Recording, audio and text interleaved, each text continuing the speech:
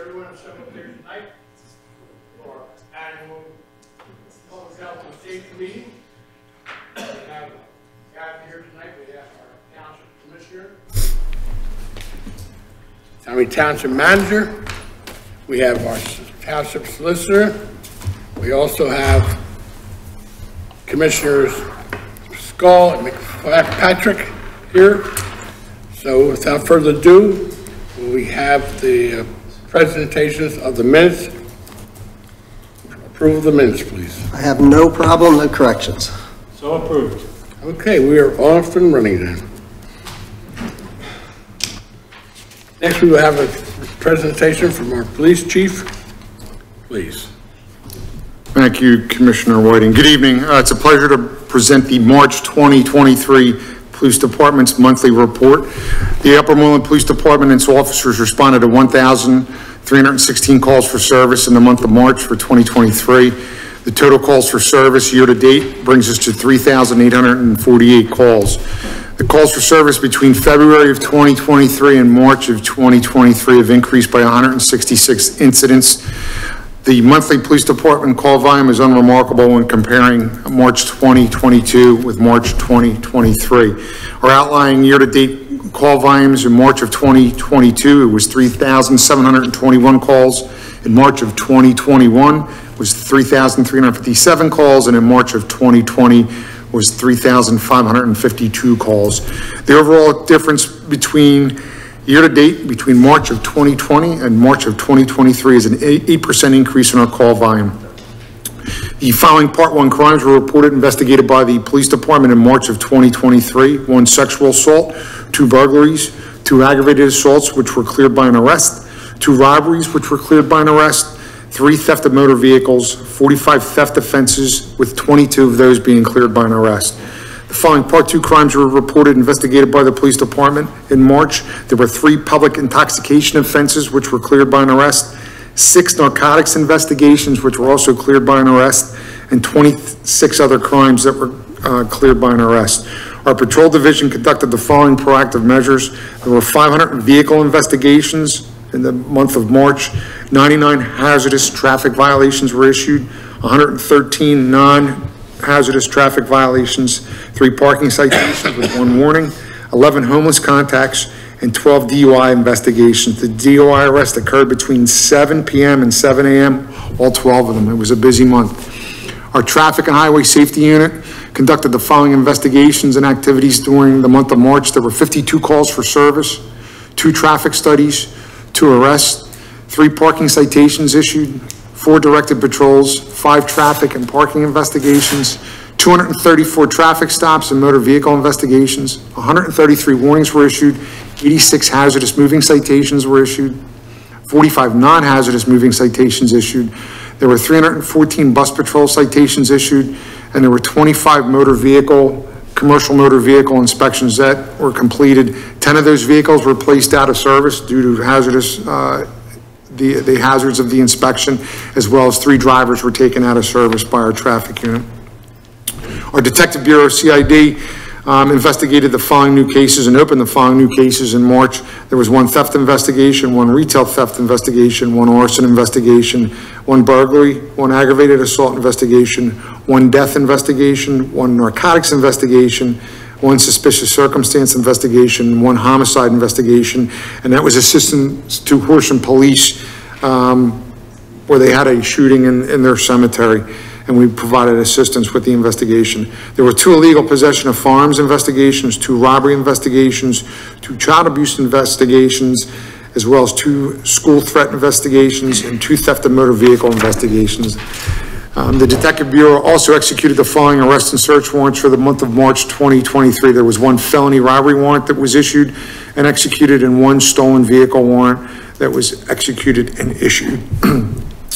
Some notices we want to provide to our township residents is on this coming Saturday, April 22nd, there will be the drug take back. As we sponsor this every time it comes up. It's in the spring and the fall. The spring one is on Saturday, April 22nd from 10 a.m. to 2 p.m. And we'll have officers on location at the Giant food store on North York Road. So we encourage everybody to bring in their unwanted and unused medications that are at home, narcotics and whatnot. Officers will be there, and in conjunction with that, the officers will also be conducting a food drive for the local food banks in the area. So that'll be this Saturday. And as I reported last month, we have solidified the dates for our Citizens Police Academy. It starts on Tuesday, May 2nd, and it concludes on June 13th. So far, we have 9 people registered for it out of 20. We have 20 spaces available. So if residents are interested in attending this, if they can contact Sergeant Cadora of our Traffic Safety and Community Policing Unit, and she will have them registered. That submits the activity report for the police department for the month of March 2023, and I would open it up to questions from the commissioners. Any commissioner comments? The only one I have is I'm just surprised that since October, 1,400 tickets written for passing a school bus, and no little kid's been hit yet, which is lucky. When you look at those numbers, it's staggering how many people pass a school bus while the lights are on. It's the use of technology that's helping us with that. I mean, it's a force multiplier. All 3 officers are here from the traffic unit. They'll tell you that it's phenomenal. In fact, there's an uptake in the county, and there's a meeting on Wednesday with all the municipalities. Some of them are already doing this as we are, and other ones have questions. So there will be a Zoom meeting Wednesday morning about this, because other municipalities want to get on board with it. But people just aren't getting it. I mean, it just keeps continuing. We have not seen a reduction in it at this point. And they tell us after 6 months, and we're almost hitting that benchmark, that we would start seeing reductions. But I think when you're dealing with the 4-lane highways, some people think it's a 4-lane highway. I don't have to stop for the bus. That's not the case. Some of them, there's 2 or 3 violations per bus, when it occurs. So it's amazing. That and the robberies that we have had, look, 2020, all of them cleared by arrest. 2022, all of them cleared by arrest. 2023, all of them cleared by arrest. Guys are doing a great job. With the exception of one, and that was reported out, it was the Sunoco robbery on Eastern Road. That is still an active investigation. So, and we have reason to believe that that individual has committed that offense in other local municipalities. So they're still working at it. It's a great job. We're up 28% this year in armed robberies from last year. So it's a trend across the board. I noticed burglaries also. They've more than doubled over last year, and we're only in April. Signs of the times. Keep on doing a good job you're doing, Chief. Please. The men and women of the police department. Thank you, Commissioner. Yes, indeed. Okay, Chief Glassman. Thank you, Commissioner. It's my pleasure to present the March of 2023 report for the fire department. There were a total of 69 fire calls, 15 EMS calls for a total of 84. Year-to-date is 224. Fire permit inspections, 39. Fees collected, 1,110. The yearly fee collected, 4,690. There are 6 fire marshal investigations.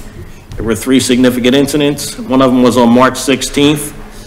We worked with the police department and second alarmers, and we saved a life with a CPR save. It's our intent on May 1st to recognize everybody participating in saving the young woman's life. She went into cardiac arrest while she was at Miller's Ale House on Easton Road. On March 23rd, at 273 Green Road in Warminster was a working fire, and on March 30th, 2627 Elliott Avenue in Abington, there was a working fire. Community-oriented events. There were 5 events with 10 people attending. We will also be participating with Chief Block and members of the police department at Giant from 10 a.m. to 2. We'll be collecting food for the food pantry during that event with his people. Fire service training hours, 40 personnel for 393 hours. I added into the report because I think it's critically important to the mission of the organization. There's a safe driving policy that's been updated. In 2021, there was an estimated 18,775 collisions that involved fire department emergency responding vehicles, returning from incidents or responding to. It resulted in 600 injuries. So the department previously had an initial reduced speed policy that was dated July 12, 2004 by Director O'Neill. The second revision came by Director Drennan in March of 2011. It's all predicated upon a document that's close to 100 pages by the International Association of Fire Chiefs, because we're responsible to not only protect the community from incidents, we want to protect them responding to and returning from. And it's very important that we're in the forefront of keeping our people safe. So I only have a 3-minute video to kind of solidify or fortify my position.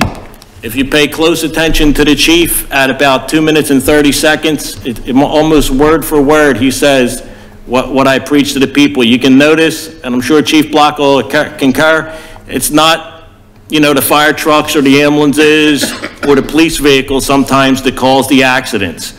It's civilians that, you know, they know what to do, but for whatever reason, they don't do what they need to do at the appropriate times.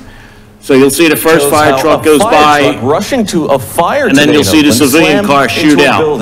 And now a search is on for another driver suspected of being involved in that's $1 million fire truck right there. Hospitalized because of this crash. And we have not a tiller, but to replace it, it's $1 million. So it's critically important that we have good, safe drivers, and we use the technology we have available to us to respond as safely and as efficiently as possible. From the hospital at around 8 o'clock tonight, and luckily the area of the building that was hit was vacant at the time. The battalion chief told me, though, this incident is very concerning, and the fire department is working with the police department to try to figure out exactly what happened. A mangled fire truck is pulled from a building at the intersection of Grand Avenue and Perkins Street in Oakland. The OFD ladder truck carrying 5 Oakland firefighters crashed Saturday, injuring 3 of them. They were responding code 3 with lights and sirens to a reported structure fire when the accident occurred. Surveillance video from a nearby business shows the truck swerved to avoid another car. Let's watch that again. 2 fire trucks are seen traveling down Grand Avenue. A car at the light on Perkins pulls in front of the second truck. That ladder truck then slams into the building. David Diller was walking dogs nearby and saw the aftermath. There were several firefighters around helping to extricate one of the crew members that was still left in the front of the cab. They definitely looked dazed and a little bit banged up, but beyond that, they seemed like they came through it okay. The firefighter suffered moderate injuries, including some broken bones. They were treated at Highland Hospital. This building includes 21 apartment units. I thought it was an earthquake, was my first thought. Preeti Kambayan lives here. She was inside her second-story apartment and felt the whole building shake.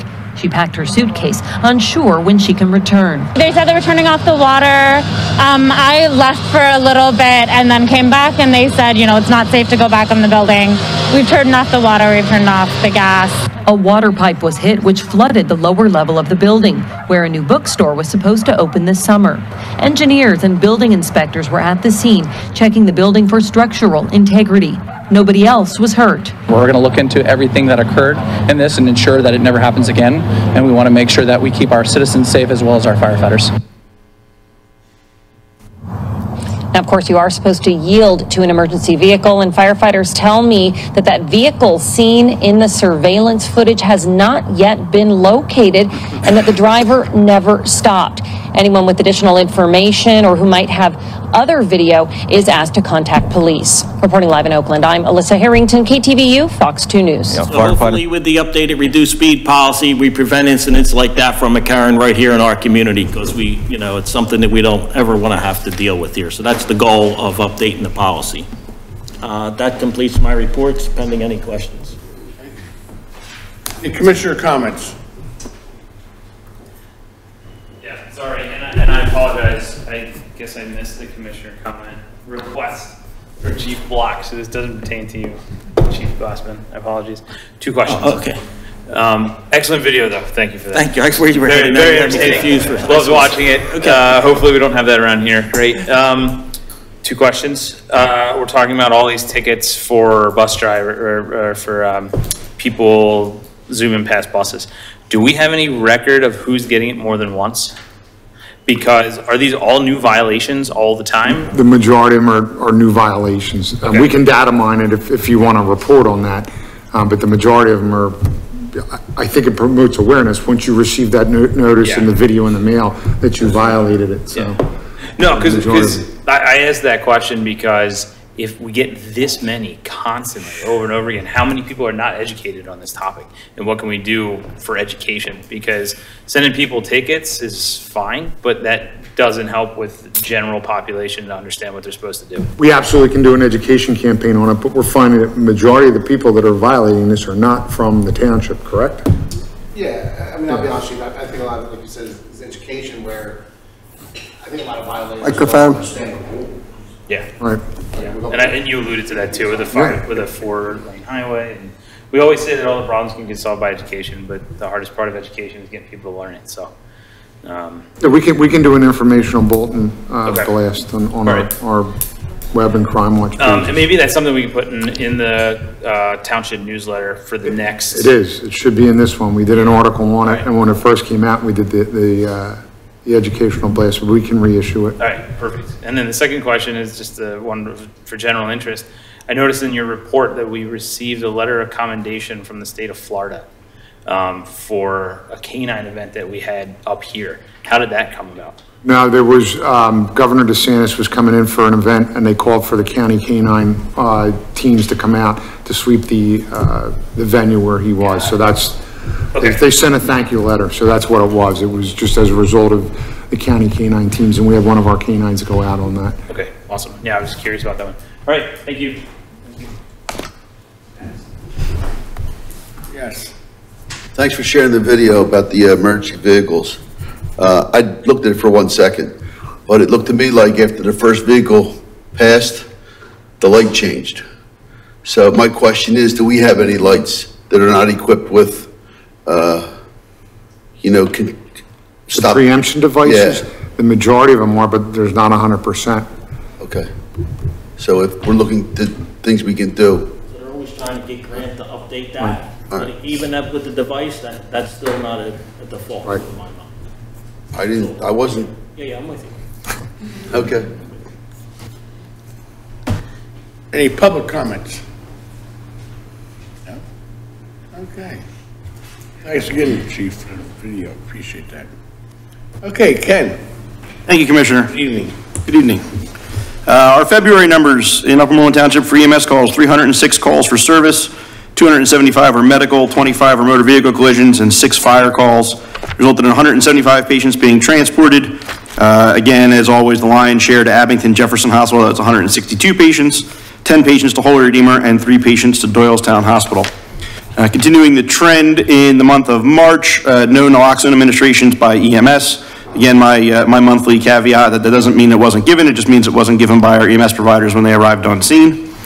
Should be your March staffing. Sorry, I still have February there, but the numbers are accurate for March. A total of 48 hours expected staffing, and you can see that in February 23, we were back down again a little bit from where we were in February 22. Unfortunately, we did have 60 hours that had to drop to basic life support as compared to 189, so it was better for the drop to basic life support, but unfortunately, the downgrade to no status was 172 hours in 2023.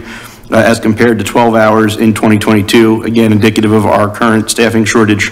Good news though, we have had a couple of positions filled, so we're now down to, I believe, 2 paramedic and 2 EMT positions, so certainly better than we were this time last year. Some notable information, on March 29th, we did take delivery of the first of 3 ambulances we'll be receiving this year. So this is a 2022 Ford F550 diesel ambulance built by P&L. This is a new manufacturer for us. They're a well-established manufacturer in the industry. But the first vehicle that we've purchased from them, the cost of that ambulance was $275,837. And we're still waiting to take delivery on 2 2022 Ford F550 ambulances built by Horton. If you recall, we had placed the order for these ambulances back in 2021. They hope that we'll see them perhaps by May of this year. When we went out and made the purchase for that first truck that we did take delivery of, it involved kind of optioning one of the 2 of these ambulances. And I am pleased to report that at our board meeting last week, our directors approved the purchase of both. So that's a total of 3 ambulances for us this year, which is sorely needed. And the total price for those 2 trucks is $449,378. So as you can see, we're taking delivery of about $750,000 worth of ambulances in 2023. As Chief Glassman mentioned, on the 16th, SARS crew, along with the Upper Moreland Fire Department and Police Department, responded to a call for service at Miller's Ale House, involved a customer in cardiac arrest.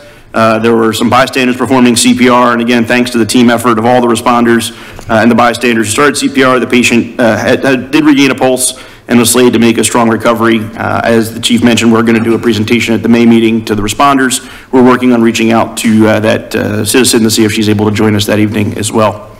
Our fund drive will be starting again soon. The mailer goes out usually in May. We are once again going to try and put out an email blast to everybody who signs up online. If you're able to sign up for our fund drive online, it saves us the expense of mailing you an envelope in the mail that typically ends up in the trash anyway. So look for that email, please, and consider signing up online.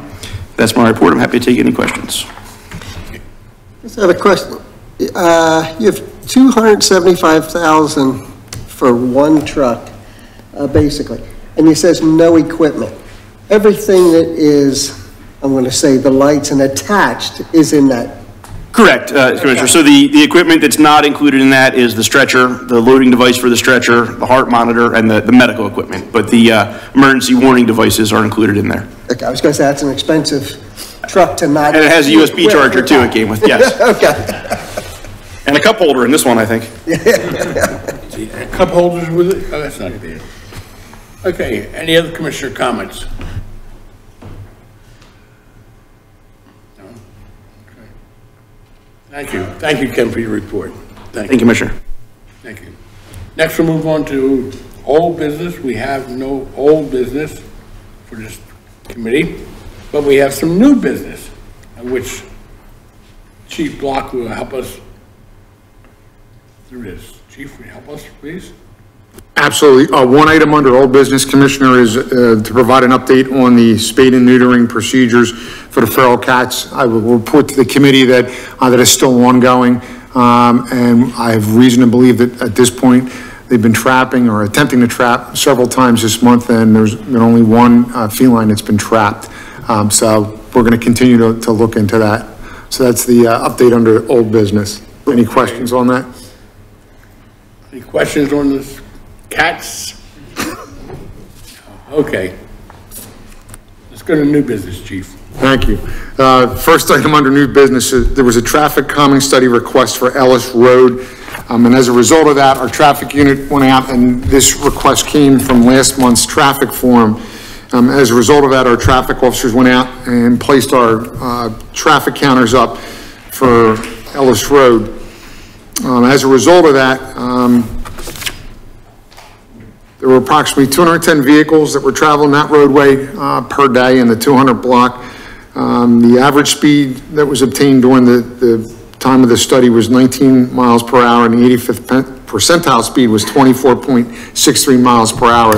Those two speeds are benchmark speeds that are used when we look at the traffic calming when the request comes up, and that's in addition to the McMahon handbook that was put out to the township back in 2014. So basically what you need is for the requirements to consider for the traffic calming, any form of traffic calming, is 1,000 vehicles a day for the average daily traffic, and the 85th percentile speed should be somewhere in the area of 10 miles over the posted speed limit, which is 25 miles per hour. So at this point, as far as the request for the traffic calming, we don't see the benchmark there for that.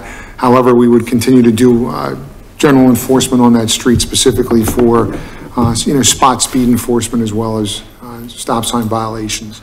And I have Officer Sokolis here. He was the author of the report and the study, if there's any technical questions on it as well.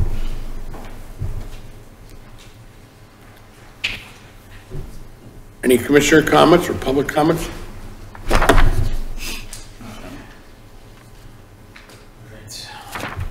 First off, thank you for conducting the study. Greatly appreciate it. I know that this was a request from some residents within my ward. I don't know if anybody is here regarding that issue. I don't believe so.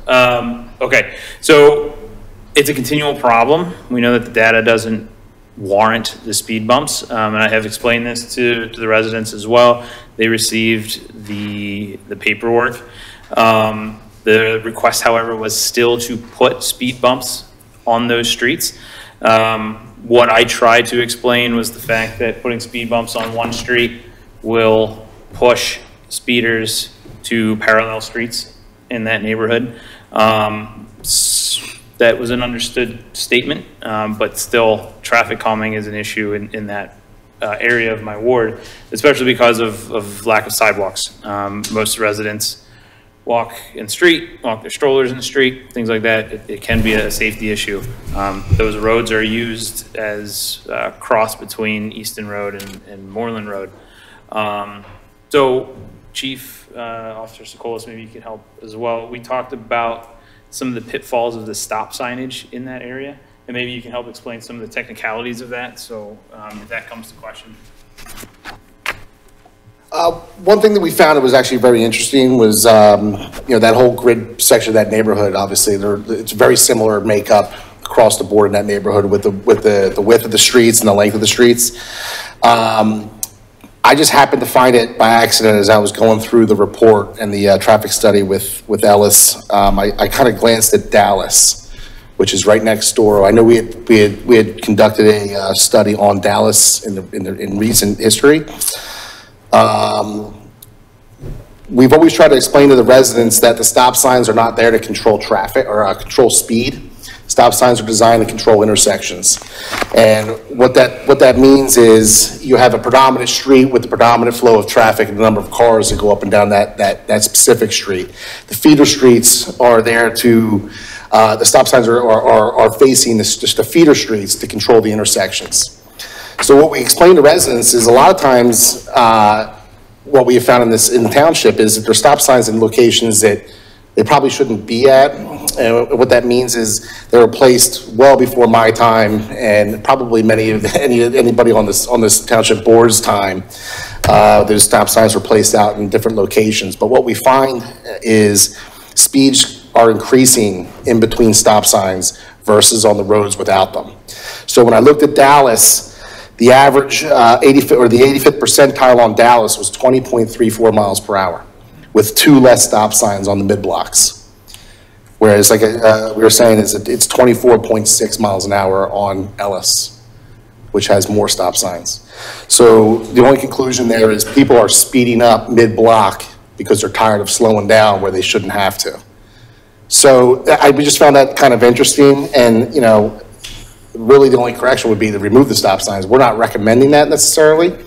We're recommending we'll just enforce the stop sign violation, but there isn't not an overall systemic speeding problem on Ellis or Dallas for that matter after looking at the data.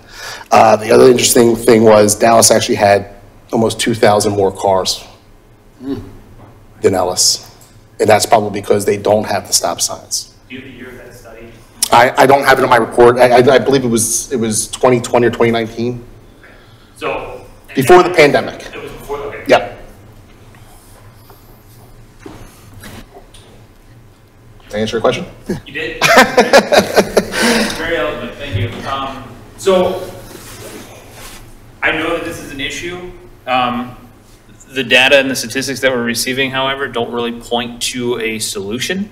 And the numbers that we're looking at also show that it's not as serious of a problem as it is a problem, right? So everybody's problem, that if anybody has the time and the energy to bring an issue to this board or to our police officers, is definitely a concern of those residents, and so we take them seriously. But the data is not leading us to a very clear solution. So do you or Officer Sokolis have any recommendations other than just enforcing traffic violations in that area of the ward? Yeah, that's the essential part of it. We're able to pinpoint with the study on the counter when the specific violations are occurring throughout the day, because it takes it by hour. So that's how we do our directed patrols on it, based on the volume that's coming through, and we see that there may be vehicles speeding during certain periods of the day. That's when we can deploy our resources and our assets to that area on it. Ultimately, it's up to the board. If the board wants to adopt something, it would be up to the board for discussion, but we go by the engineering standards. We just don't want to get outside of what Officer Sokolis said earlier, is that we start putting things in that aren't recommended or supported by the engineering standards, such as the stop signs, because it can create issues down the road as well as liabilities. Right, and I'm under the impression too that the moves that we've made as a board in the past have all been based off of our experts driving us towards the logical conclusions and the accurate implementations of strategies. And it sounds to me like even the attempt to solve this problem on Ellis right now would divert the issue to another street and wouldn't potentially solve the problem long-term. Yeah, in my experience, and I have some experience with the traffic calming, it really doesn't move. That's always a concern, but generally speaking, we haven't seen it move. When I was, involved with the studies and the actual implementation of different traffic calming devices, there was a pre-study and a post-study that supported that. And we're already seeing, per the data off of Dallas, that's got the higher average daily traffic right now, so. And Chief, it probably bears mentioning, most people already know this, but for those who don't, if the speed limit is 25, the police can't give a ticket until it's 36? 35, 36? 36. Yeah. Under the vehicle code. So that's, and again, this is, sometimes we have to go out with 2 officers depending on the devices we're using. And again, this is where radar would help us immensely, because it's 1 officer, and it's stationary and it's immediate, with respect to the spot enforcements. And there's another bill that's, they're bringing back up for the, I've been a police officer 37 years. This is the 37th time I've seen this bill. And to your point, Mr. Canlin, the enforcement standard on Ellis would have been a 0.02% of vehicles traveling on that roadway would have met the threshold. That's why I mentioned it, is because most of those would not have. But to the chief's point as well, is this data that we collect, I mean, it breaks it down for us over a 24-hour period of time. So what we've done in the past, to answer your question about what can we do, all over the township in different areas, what we're able to do is we're able to pinpoint specific times. So like Chief said, we're not deploying resources to go sit in an area, for 2 hours and see 2 cars go by. And I'm not even talking about 2 speeders, just 2 cars. So we're able to pinpoint. For example, I think Mr. Skull, we just did one on Moreland Road for you as well, and we're able to pinpoint that, hey, these time frames we're seeing a higher increase of speed.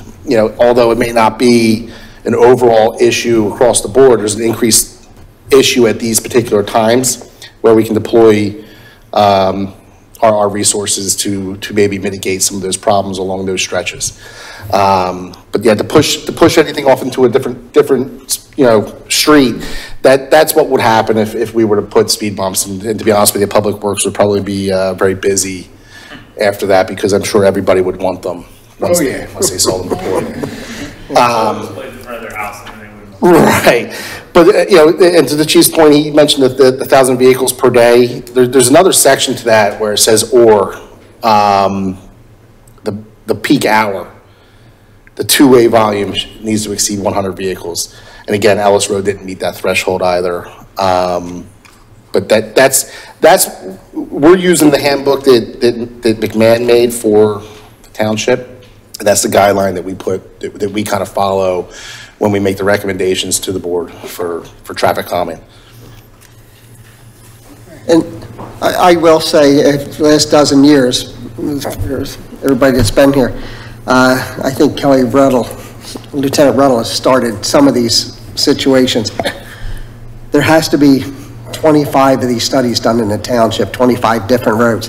Every time, it seems to come up to the exact same thing. It's perception.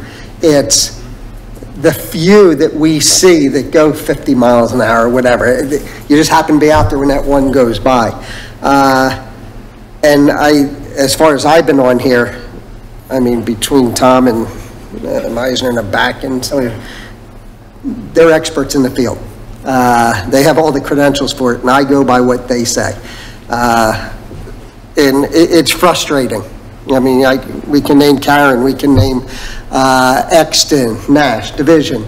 There's so many of them, but because of the law and the ramifications of speed and all that stuff, there's not a whole lot we can do. That's except for enforcement. Okay. Thank you very much, gentlemen. Thank you. Yes. But I think one of the things we must keep paramount in our minds is that the number of vehicles who are going past the school buses is really, really dangerous. So keep that in mind when we talk to our neighbors and our friends, and let them know that they must observe the speed limits around those school buses. And all our people on safety, we thank you for what you do. Commissioner, with that, I'll just say that, you know, with the three of us, we look at most of these school bus violations on a daily basis. I'll be honest, the majority of what we're seeing is on our state roads. You know, our neighborhoods, our residentials are, I mean, not saying it doesn't happen, but the majority of what we're seeing are on the state roads. Right. Education purposes, I would say that correct me if I'm wrong, Andrew, but 50% at least are on four-lane roadways. Right. And what people don't understand is if it's not a physical divided barrier in the lane, they must stop. So, for example, I believe the only place in the township, or one of the few, is up on Easton Road by the Turnpike where we have physical barriers, which we don't have any bus stops up there.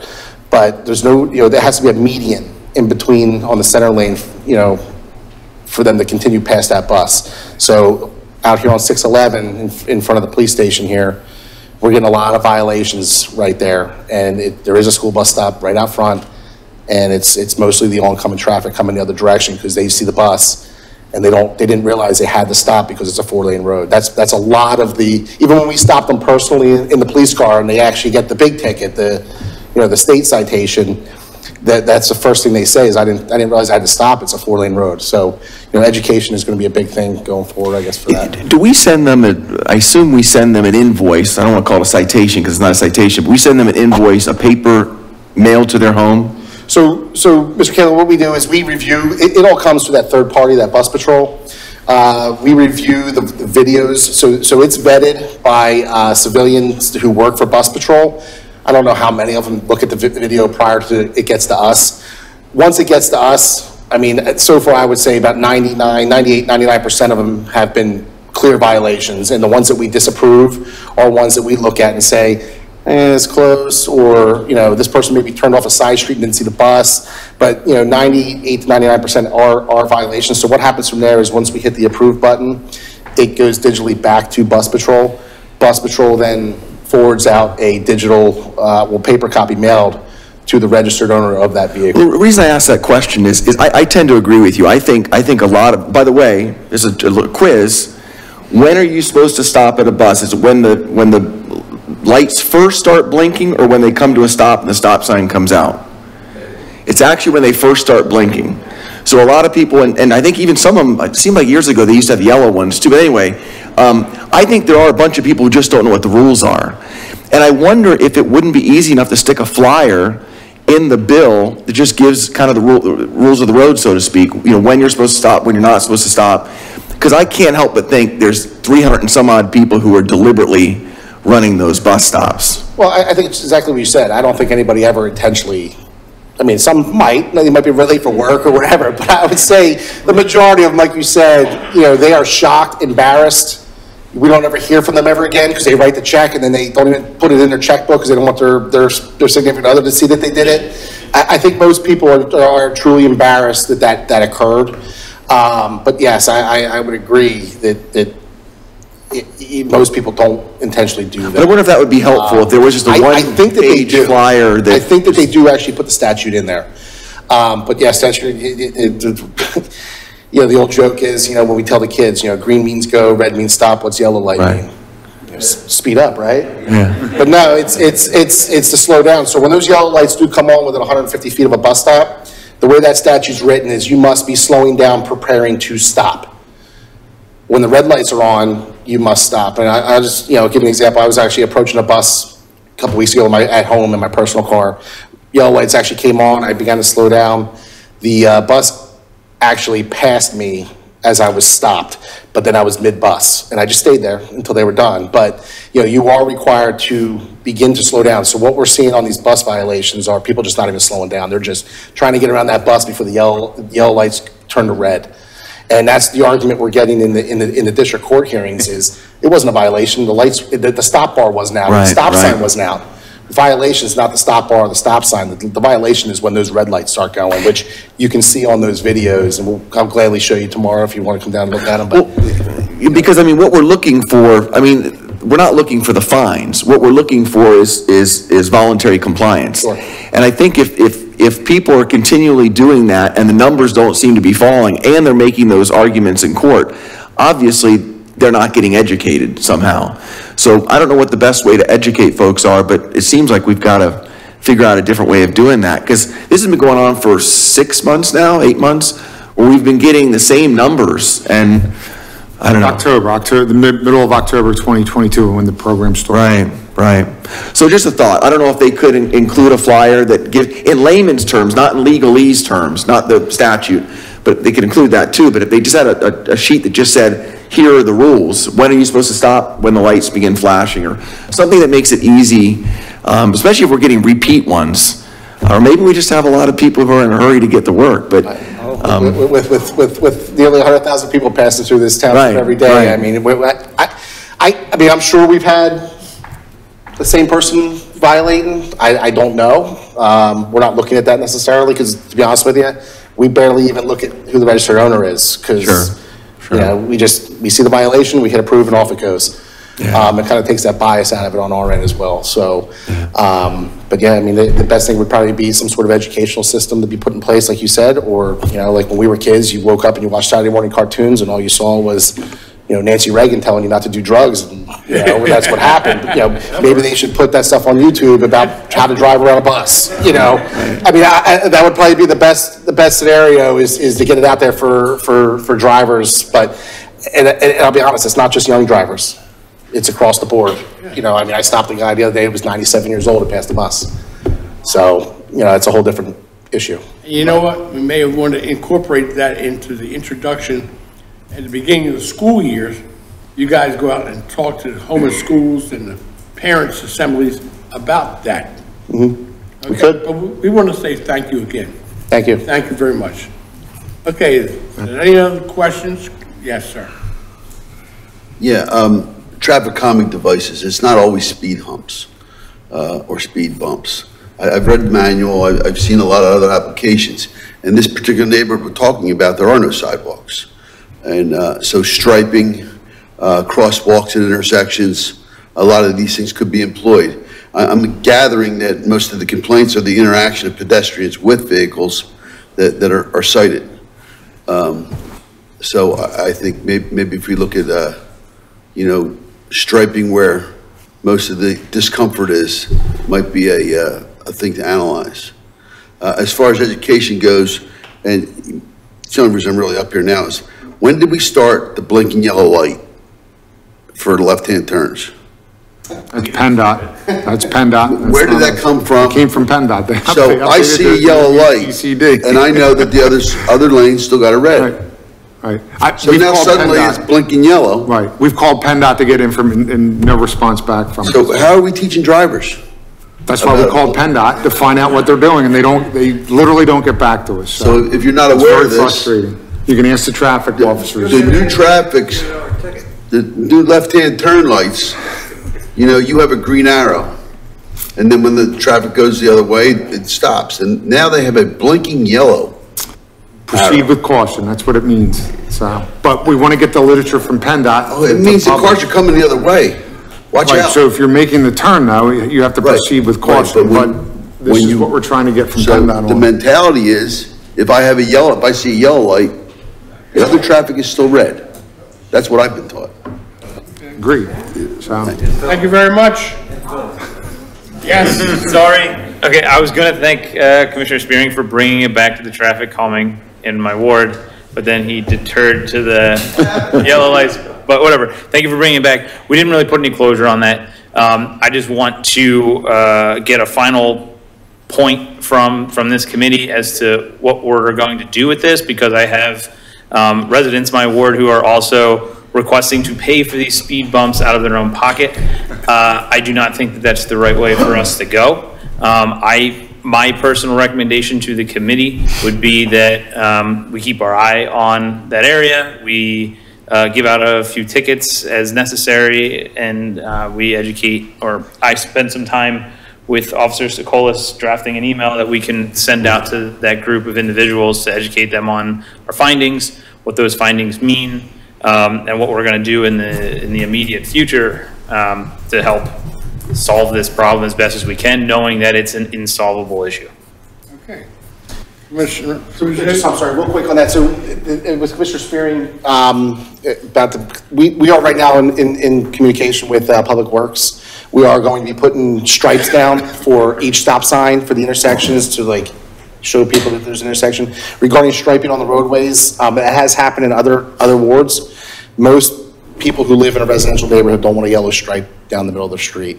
It just doesn't, aesthetically, it's not appealing to them. So that was brought up to the residents, and they were kind of adamant against that. But that is one thing we're going to do, is we're going to stripe each intersection with the stop bar for the stop signs. So okay, great. So thank you. I think these are good. These are good steps forward, and then if this continues to be an issue, then we'll address it again in the future. But if this committee can think on that and give us direction, that'd be great. Thank you. Okay, Commissioner Prusi, your comments have not gone unheard. It's an ongoing process that your ward know, and we are keeping you informed as to what we're doing. It'll be monitored on an at-need basis, okay? Sounds good. Thank you. Thank you. And we're striping. And I want to thank all those who assembled here tonight for this meeting. And this meeting is adjourned. Thank you. We got one more. Oh, I'm sorry. I didn't see you. We have one other item, Commissioner Whiting, under new business. So there's a recommendation to the committee to install no parking signs on Barrett in the immediate area of Easton Road on the north and south side.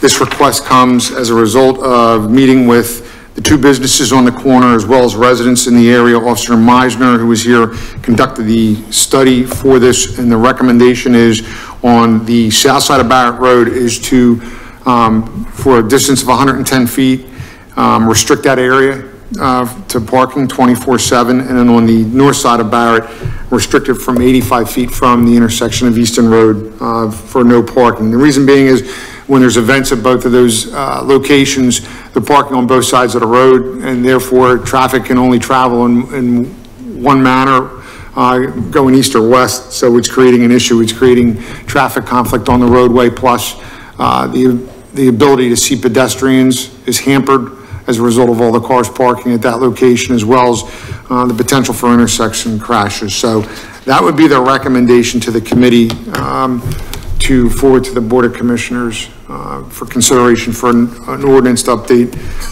Chapter 330-15, which is our traffic ordinances regarding the parking, and that would go to the Solicitor's office if it's carried by the board. How do you feel, gentlemen? I'm okay with it. They're the experts. You're okay. Okay. This also mirrors the restrictions on Cameron and Dallas roads as well in the same intersections. Yeah. So my ward's very busy tonight. Thank you again for these studies. I appreciate it. Thank you back there.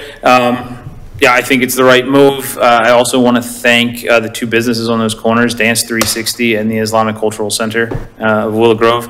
They're both very good neighbors in the ward, very respectful to the residents around there. And I know that they've worked hand in hand with our police department to help with some of these issues, especially during their larger events, their larger cultural events, their larger dance recitals, things like that.